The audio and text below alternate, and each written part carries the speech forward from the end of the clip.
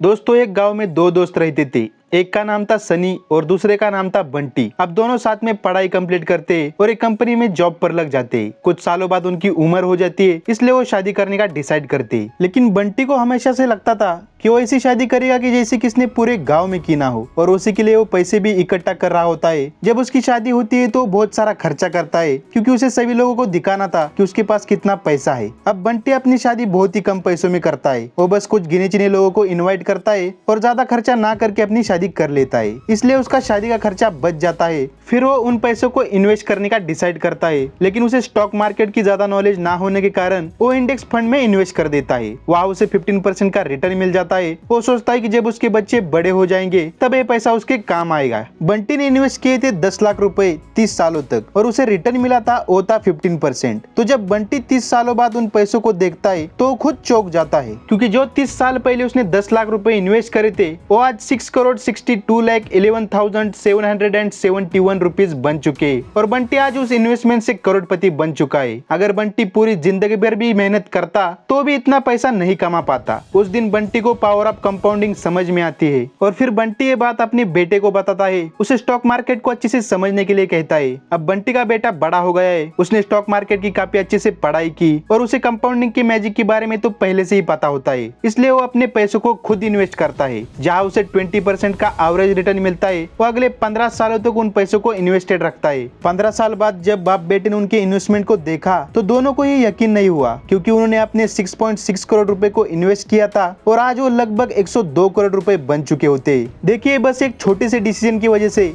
बंटी और उसकी आने वाली जनरेशन की पूरी लाइफ चेंज हो गई। और उसने कुछ ज्यादा पैसे इन्वेस्ट भी नहीं किए थे, उसने तो बस उन पैसों को इन्वेस्ट किया था जो उसने अपने शादी के खर्चों से बचाए थे। हम भी ऐसी छोटी छोटी इन्वेस्टमेंट करके अमीर बन सकते। वही सनी की लाइफ पहले जैसी थी, आज भी वैसी ही चल रही है। वो और उसका बेटा आज भी खेती करके अपना गुजारा कर रहे हैं, और उनके पास कुछ सेविंग्स भी नहीं है। यहाँ आप एक रिच माइंडसेट और पुअर माइंडसेट का डिफरेंस भी देख सकते हैं। दुनिया के सबसे महान साइंटिस्ट आइंस्टाइन ने एक बार कहा था, compounding is the 8th wonder of the world, one who understand it earns it, one who doesn't page it. Einstein compounding को दुनिया का 8वां अजूबा बताते, और वो ये भी कहते कि जो इसे समझता है वो कमाता है, और जो नहीं समझता वो गवाता है। हमारे पास भी बहुत सारे पैसे आते, लेकिन हम उसका अच्छे से यूज नहीं करते। जो आदमी पैसों से पैसे कमाना जानता है उसे अमीर बनने से कोई नहीं रोक सकता। ऐसी बहुत सी चीजें होती है जिनकी हमें जरूरत नहीं होती, लेकिन हम कुल देखने के लिए उन चीजों पर पैसे खर्च कर देते। कुछ लोग तो ऐसी चीजें EMI पर भी खरीद लेते, मतलब कंपाउंडिंग उल्टी तरीके से अपनी जिंदगी में आने देते।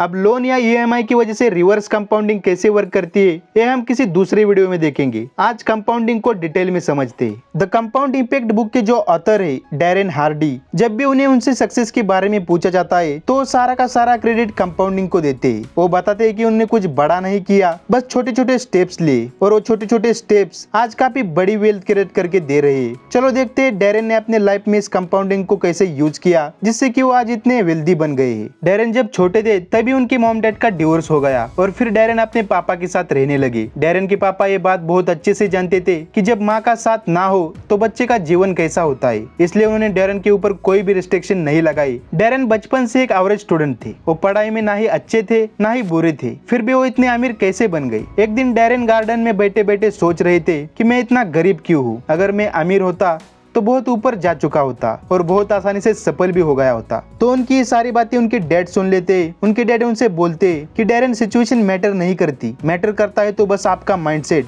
हमें अपने माइंडसेट को कुछ इस तरह से बनाना चाहिए कि अगर हमें कुछ नहीं आता है तो उस चीज को सीखने के लिए हम थोड़ा थोड़ा टाइम इन्वेस्ट करेंगे, और एक दिन देखना ये थोड़ा थोड़ा टाइम तुमने जो इन्वेस्ट किया था वो तुम्हें उस स्किल का मास्टर बना देगा। उस दिन डैरेन इस बात को अच्छे से समझ गए थे, और उसके बाद उन्होंने कभी भी अपनी हालात के बारे में नहीं सोचा, बल्कि वो अपने स्किल पर टाइम इन्वेस्ट करने लगे। और फिर उन्होंने अपनी खुद की कंपनी स्टार्ट करी। उसके बाद उन्होंने सक्सेस नाम की एक मैगजीन पर काम करना शुरू कर दिया। उन्होंने उसके लोकप्रियता को देखकर मंथली चार्ज लेना शुरू कर दिया। फिर भी मंथली 5 लाख लोग उस मैगजीन को खरीद रहे थे, और उससे वो दिन ब दिन काफी अमीर बनते चले गए। ऐसा सिर्फ इसलिए हुआ क्योंकि उन्होंने अपने स्किल पर थोड़ा थोड़ा टाइम इन्वेस्ट किया, और उस थोड़े थोड़े टाइम के इन्वेस्टमेंट के कारण उन्हें आज इतना बड़ा रिटर्न देखने को मिला। ये होती है पावर ऑफ कंपाउंडिंग। अब हमने कंपाउंडिंग के पावर को अच्छे से समझ लिया है, लेकिन मेन सवाल यह है कि हम स्टॉक मार्केट में इसका यूज कैसे करेंगे। स्टॉक मार्केट में हमें कहाँ और कैसे इन्वेस्ट करना होगा जिससे कि हमें मल्टीबैगर रिटर्न्स मिले। दोस्तों बहुत से लोगों के दिमाग में एक क्वेश्चन आता होगा कि कंपनी में ऐसा क्या देखे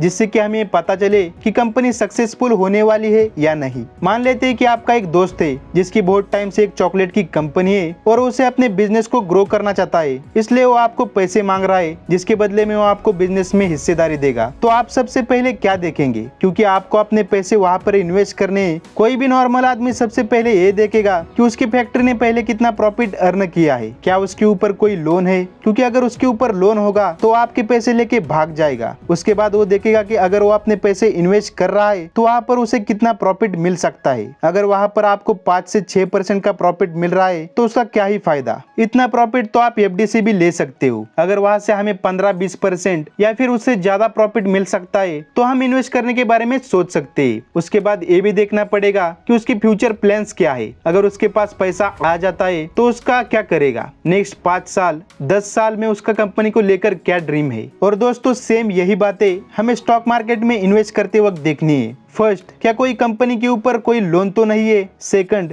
यहाँ इन्वेस्ट करने पर हमें कितना रिटर्न मिल सकता है। और थर्ड, कंपनी का फ्यूचर प्लान क्या है। इसके बाद आपको और भी कुछ चीजें देखनी होती है, जैसे कि क्या कंपनी के प्रोडक्ट्स की मार्केट में डिमांड है, कंपनी का मैनेजमेंट कैसा है, बिजनेस मॉडल कैसा है, कंपनी की वैल्यूएशन कैसे है। दोस्तों किसी भी कंपनी में इन्वेस्ट करने से पहले उनके बिजनेस का ग्रोथ जरूर चेक करना चाहिए। जैसे कि कोई कंपनी प्लास्टिक मैन्युफैक्चर करती है तो जैसे कि आपको पता है कि गवर्नमेंट ने प्लास्टिक को बैन किया है और आने वाले कुछ सालों में ये पूरी तरह बंद होगा, तो क्या आपको ऐसी कंपनी में इन्वेस्ट करके फायदा होगा? जी नहीं। तो आपको वो चीज देखनी होगी जो फ्यूचर में ज्यादा चलने वाली हो। अगर आप बिगिनर हो और आपको एनालाइज कैसे करे समझ में नहीं आ रहा तो आप इंडेक्स फंड में इन्वेस्ट कर सकते हैं। अब इंडेक्स फंड में कंपाउंडिंग कैसे वर्क करती है और आप उसमें कैसे इन्वेस्ट कर सकते हैं, इसके लिए मैंने ऑलरेडी एक वीडियो बनाया है जो कि आप ऊपर आई बटन पर क्लिक करके या फिर नीचे डिस्क्रिप्शन लिंक से देख सकते हैं। दोस्तों स्टॉक मार्केट में इन्वेस्ट करने की लोगों की सबसे बड़ी प्रॉब्लम ये है कि उन्हीं लोगों से ये सुनने को मिलता है कि स्टॉक मार्केट एक स्कैम होता है, स्टॉक मार्केट में आपके पैसे डूबते हैं, और यही बातें बहुत से लोगों के दिमाग में होती है। दोस्तों अगर आपको कुछ बड़ा करना है, फाइनेंशियली फ्री बनना है, तो आपको कुछ हटके करना पड़ेगा। और बहुत से लोगों का एक और बहाना होता है कि जब उनके पास बहुत सारे पैसे आएंगे तब वो इन्वेस्ट करेंगे। लेकिन दोस्तों अगर आप थोड़े थोड़े पैसे इन्वेस्ट करेंगे तो आपके पास बहुत सारे पैसे आ जाएंगे। और यही रिच माइंडसेट और पुअर माइंडसेट में डिफरेंस होता है। दोस्तों कंपाउंडिंग को अपना काम करने के लिए टाइम लगता है। आप अचानक से स्टॉक मार्केट से पैसे नहीं कमा सकते। आपको अपने इन्वेस्टमेंट को टाइम देना होगा कंपाउंड होने के लिए। आपको ऐसे बहुत सारे वीडियो मिलेंगे कि 25 दिन में पैसा डबल, लेकिन दोस्तों ऐसा कोई भी स्टॉक्स नहीं होता है। क्या कोई बिजनेस 25 दिन में आपको डबल प्रॉफिट दे सकता है? नहीं। इसलिए आपको ऐसे लोगों से और ऐसे स्टॉक से दूर रहना है। अगर आप इस पर डिटेल वीडियो चाहते हैं कि कौन से स्टॉक्स में इन्वेस्ट करना चाहिए और कौन से स्टॉक में नहीं, तो आप कमेंट करके बताइए, मैं उस पर वीडियो बनाने की कोशिश करूंगा। तो दोस्तों आज की वीडियो में बस इतना ही। तो मिलते हैं नेक्स्ट वीडियो में। Finally thanks for watching.